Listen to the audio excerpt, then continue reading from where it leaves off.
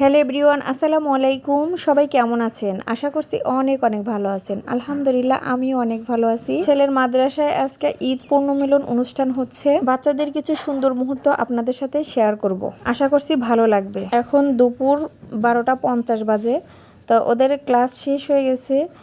4 period পর্যন্ত class হয়েছে। পরে ক্লাসটা শেষ হয়ে উপর থেকে বাচ্চারা নিচে নামতেছে। নিচে নামতে দেখুন বাচ্চাদের কাণ্ড কারখানাটা একটু দেখুন। মনে হচ্ছে যে ওরা জেলখানায় বন্দি ছিল, কি রকম ছোটাছুটি করতেছে।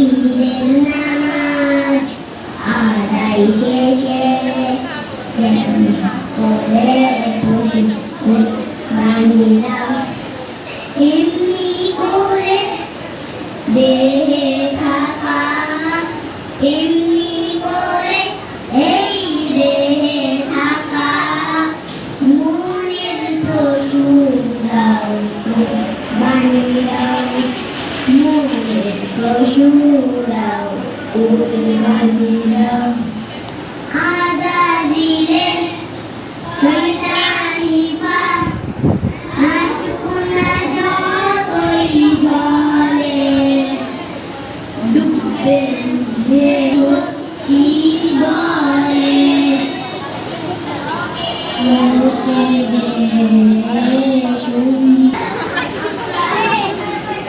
প্রত্যেকেরই তো ঈদের আনন্দ হয়েছে, তাই না?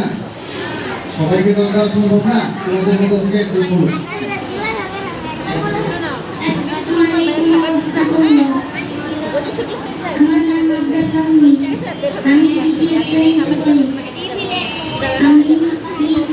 আমি ঈদ উদযাপন করতে গ্রামের বাড়ি গিয়েছিলাম।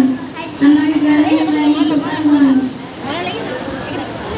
আমি ঈদের দিন সকালে উঠে গোসল করে নামাজ পড়তে গিয়েছিলাম। নামাজে পড়ে সবার জন্য দোয়া করেছিলাম। দোয়া করে বাড়িতে এসে মিষ্টি করে কোরবানি করতে গিয়েছিলাম।